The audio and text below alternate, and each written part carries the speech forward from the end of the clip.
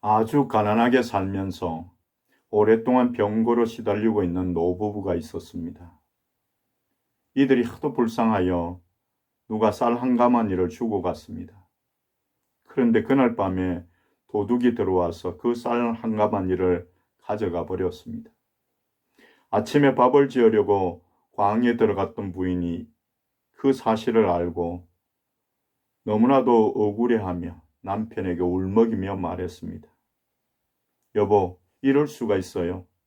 참 기가 막히네요. 그렇게 도둑질 할 데가 없어서 불쌍한 우리 것을 훔쳐가다니. 아내의 말을 듣는 남편이 빙긋이 웃으면서 이렇게 말했습니다. 그래요. 참 감사한 일입니다. 우리는 오늘 이 세 가지를 감사합시다. 첫째는 우리 같은 사람에게 쌀 한 가마니를 주는 사람이 있으니 감사한 일입니다. 둘째는 아무것도 없던 우리에게 도둑이 가져갈 만한 것이 있었으니 감사한 일입니다. 셋째는 비록 도둑이지만 그 쌀 갖다 배불리 먹을 테니 감사한 일입니다. 그래서 그 늙은 부부는 비록 가난하고 병들었으나 늘 행복하게 살 수 있었다고 합니다. 현실감이 떨어지는 예화인가요? 사랑하는 성도 여러분, 오늘은 추수감사주일입니다. 성도로서 2020년 한 해에 추수한 것을 하나님 앞에 내어놓고 감사의 예배를 드리는 시간인데요. 오늘 여러분들이 하나님 앞에 가지고 나온 감사의 내용들은 무엇입니까? 오늘은 골로새서 2장 6절부터 7절까지의 말씀을 읽고 감사함을 넘치게 하라는 제목으로 묵상하며 성도로서 자신의 감사할 것들을 찾는 은혜의 시간 되기를 축원합니다. 제 성경으로는 신약성경 326쪽입니다. 6절 말씀부터 읽겠습니다. 그러므로 너희가 그리스도 예수를 주로 받았으니 그 안에서 행하되 그 안에 뿌리를 박으며 세움을 받아 교훈을 받은 대로 믿음에 굳게 서서 감사함을 넘치게 하라. 아멘. 오늘 말씀을 통해서 우리가 먼저 생각할 것은 첫 번째로 그리스도 예수를 주로, 즉 선물로 받은 성도입니다. 성도 여러분, 누구로부터 선물을 받아온 경험들이 다 있으시지요? 그때 기분이 어떻던가요? 물론 기분이 좋지요. 특히 사랑하는 사람에게서 사랑이 가득 담긴 선물을 받았을 때 얼마나 마음이 흐뭇하고 즐겁습니까? 받은 물건이 중요한 것이 아니라 사랑의 선물을 주는 사람이 있는 것이, 그리고 그 사람의 마음이 고마워서 기쁘고 행복한 것입니다. 그런데 하나님은 독생자 예수 그리스도를 저와 여러분에게 선물로 주셨습니다. 하나밖에 없는 외아들을 인간들에게 선물로 주실 때 하나님의 마음이 어떠하셨을까요? 두 가지를 생각해 볼 수 있는데요. 하나는 독생자를 육신으로 세상에 보내는 사랑의 슬픔과 인간을 구원하시겠다는 사랑의 기쁨이 함께 있으셨을 것입니다. 그러나 하나님은 기쁜 마음을 표현하셨습니다. 그래서 하늘의 천사들이 큰 소리로 지극히 높은 곳에서는 하나님께 영광이요, 땅에서는 기뻐하심을 입은 사람들 중에 평화로다라고 누가복음 2장 14절에 찬양하고 있습니다. 하나님의 아들이신 예수님이 이 세상에 오셨을 때에 천사들이 기뻐하고 목자들이 기뻐하고 동방의 박사들이 기뻐했습니다.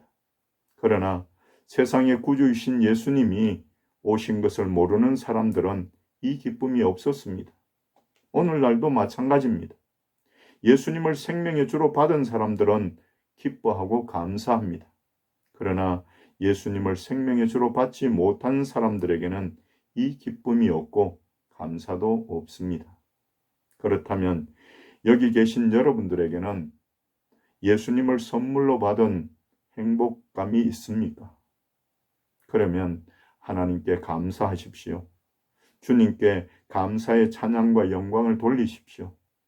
억지로 안 되는 것이 기쁨이요, 행복이요, 감사요, 찬양입니다. 이런 것들은 마음속에서 우러나야 하는 것입니다.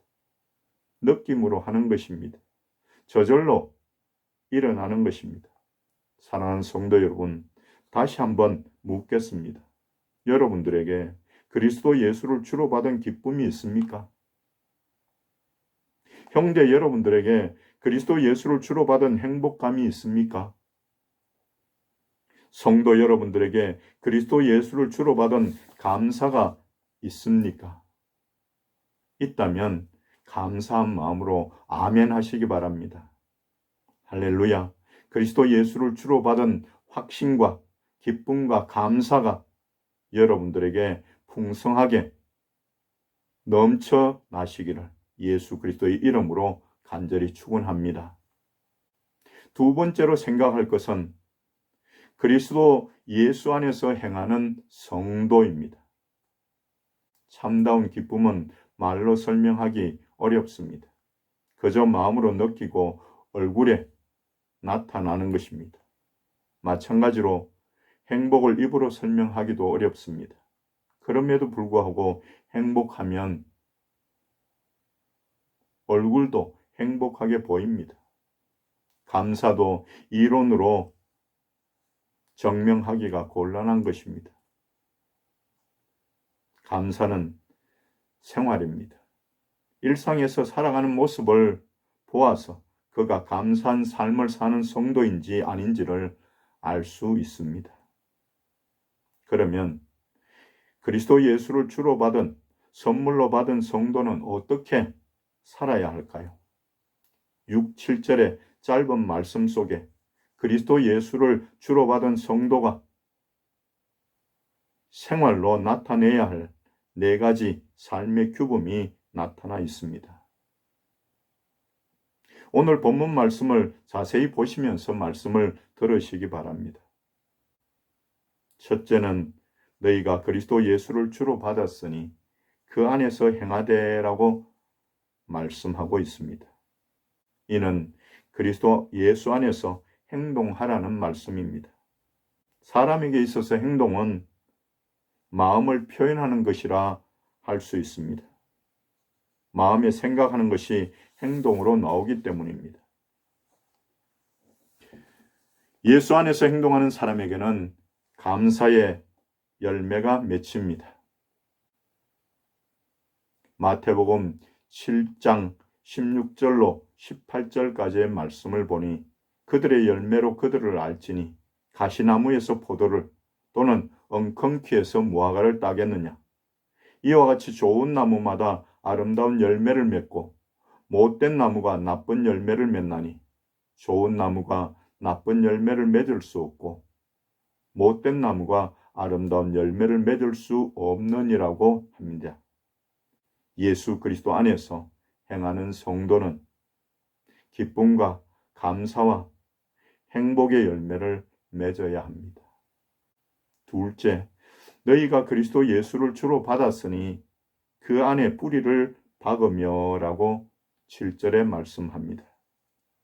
예수 안에 뿌리를 박으라는 말씀은 삶의 기초를 예수님에게 두고 예수님을 중심으로 살라는 말씀입니다. 사람은 중심이 흔들리면 넘어지게 마련입니다. 중심을 세상에 둔 사람은 세상으로 넘어집니다. 중심을 돈에 둔 사람은 돈에 넘어집니다. 그러나 중심을 예수님에게 둔 사람은 넘어져도 예수님께 넘어집니다. 예수님께 넘어진 사람은 삽니다. 그러나 세상으로 넘어진 사람은 망하거나 죽습니다. 예수님께 뿌리 박으면 절대로 망하지 않고 영원히 죽지 않습니다. 오히려 기쁨과 감사와 행복의 열매가 주렁주렁 매달릴 것입니다. 셋째로, 너희가 그리스도 예수를 주로 받았으니 세움을 입어라고 7절에 말씀합니다. 마귀는 사람을 무너뜨리는 특별한 능력을 가지고 있습니다. 마귀는 사람을 넘어지게 하는 본성을 가지고 있습니다. 그러나 예수님은 성도를 붙들어 주십니다. 예수님은 성도를 굳게 세워주십니다. 그리스도 예수를 주로 받은 성도는 자신이 예수 위에 설 뿐 아니라 다른 사람을 붙잡아주고 세워주는 일을 하게 됩니다. 넷째로, 너희가 그리스도 예수를 주로 받았으니 교훈을 받은 대로라고 7절에 말씀합니다. 교훈을 받는다는 말씀은 배운다는 것입니다. 사람은 배우는 동물입니다. 배우지 않으려는 사람은 사람답지 못한 사람입니다. 사람은 무엇보다도 감사를 배워야 합니다. 감사를 배워 실천해야 행복의 열매를 맺을 수 있기 때문입니다. 사랑하는 성도 여러분, 예수 그리스도를 구주로 받은 성도답게 그 안에서 행하며 뿌리를 박으며 세움을 받아 교훈을 받은 대로 사시는 여러분들 되셔서 하나님께 기쁨을 드리는 여러분들 다 되시기를 간절히 축원합니다. 마지막 세 번째로, 감사함을 넘치게 하는 성도입니다. 7절 말씀에 믿음에 굳게 서서 감사함을 넘치게 하라고 하셨습니다. 성도는 믿음에 굳게 서야 합니다. 그런데 믿음이 무엇입니까? 믿음은 바라는 것들의 실상이요 보지 못하는 것들의 정건이라고 히브리서 11장 1절에서 말씀하고 있습니다. 사랑하는 한빛교회 성도 여러분, 여러분들은 무엇을 바라십니까? 무엇을 기도하십니까? 그 믿음에 굳게 서서 감사함을 넘치게 하십시오. 하나님은 분명히 자녀된 성도 여러분들의 바라는 것을 이루어 주실 줄 믿습니다. 시편 20편 4절 말씀해 보니 내 마음의 소원대로 허락하시고 내 모든 계획을 이루어 주시기를 원하노라 말씀하십니다. 믿음에 굳게 서서 감사함을 넘치게 하는 성도에게는 모든 소원을 허락하시고 모든 도모를 이루어 주실 줄 믿으시기를 주님의 이름으로 간절히 축원합니다. 연약한 모습으로 언제나 휠체어에 앉은 채로 살아가는 사람이 있었습니다. 루게릭병, 즉 근육무력증이라는 불치의 병에 걸린 사람입니다. 겨우 20세가 되던 해에 의사로부터 이 병에 걸렸다는 통보와 함께 앞으로 1, 2년 이상 살지 못할 것이라는 의학적인 사형 선고까지 받았던 사람입니다. 감사하게도 죽음의 선고가 있은지 무려 반세기 이상을 살아 또 1985년에는 폐렴에 걸려 기관지 절제 수술을 받아 말하는 기능까지 상실하고 말았는데요. 우리가 이런 상황에 처했다고 한번 상상해 봅시다. 그 불행과 고통스러움을 어떻게 표현했을까요? 그런데 정작 당사자인 스티븐 호킹 박사는 시간과 역사라는 책에 유달리 농도지천 감사가 처음부터 끝까지 가득 차 있다는 사실을 볼 수 있는데요. 그것을 보면 감격하지 않을 수 없습니다. 우선 통상 책의 머릿말이라고 하는 부분을 그는 감사의 말이라는 제목하에 기술하고 있습니다. 그의 글이 전개되어 가면서 그는 계속하여 자기의 행복을 고백하고 타인에 못지않은 삶을 살고 있다는 사실에 부단히 감격하고 있습니다. 스티븐 호킹은 만인이 공감할 수밖에 없는 엄청난 불행의 요건을 남달리 많이 지니고 살았던 사람입니다. 그럼에도 불구하고 그는 오히려 인생을 긍정적으로 이해하며 적극적이고 활발한 삶의 자세로 감사가 넘치는 삶을 살았습니다. 사랑하는 성도 여러분, 이제 여러분 자신의 삶을 면밀히 살펴보시기 바랍니다. 여러분의 삶 속에 기쁨이 있습니까? 여러분의 삶에 감사가 있습니까? 만일 기쁨과 감사가 없다면 그 이유가 무엇일까요? 그렇다면 다시 한번 질문합니다. 여러분은 그리스도 예수를 주로 받았습니까? 성도는 하나님이 주시는 최고의 선물을 받으셔야 합니다. 하나님의 아들이신 그리스도 예수를 영접하고 믿어야 한다는 말씀입니다. 그래야 기쁨과 감사와 행복이 있습니다. 그리고 예수 안에서 행하십시오. 예수 안에 뿌리를 박으십시오. 예수 안에 세움을 입으십시오.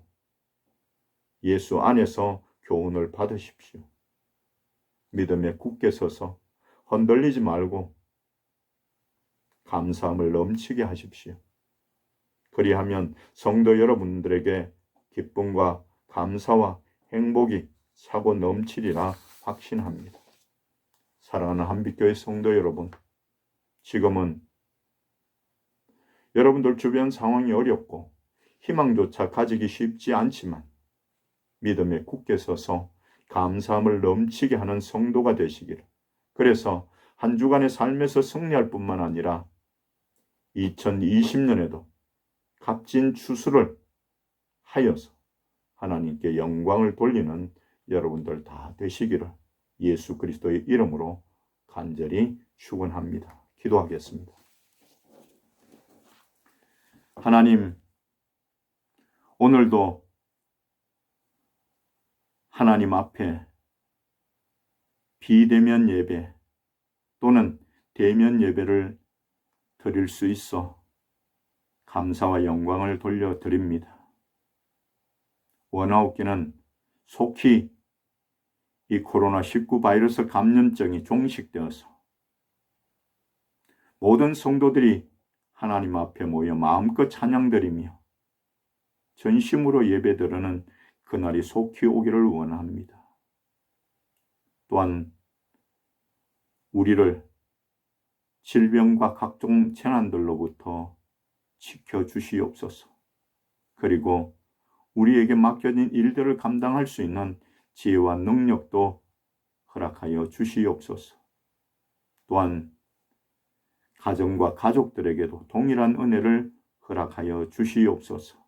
무엇보다도 병든 형제, 약한 성도들이 있다면 저들을 긍휼히 여기시고 붙드시고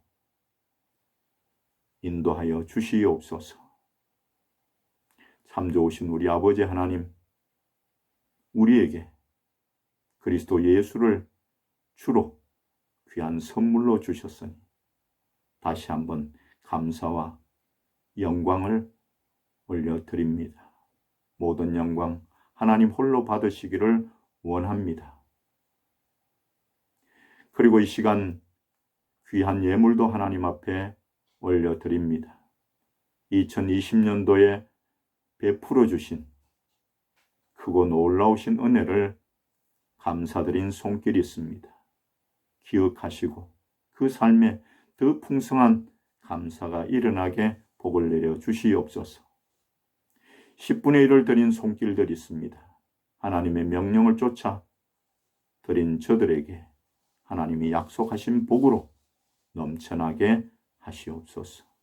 또한 하나님 앞에 나올 때마다 예물 준비하는 귀한 손길들 기억하시고 삶에서 동행하시며 감사와 기쁨이 넘치게 복을 내려 주시옵소서. 예수 그리스도의 이름으로 간절히 축복하며 기도드립니다. 아멘. 이제는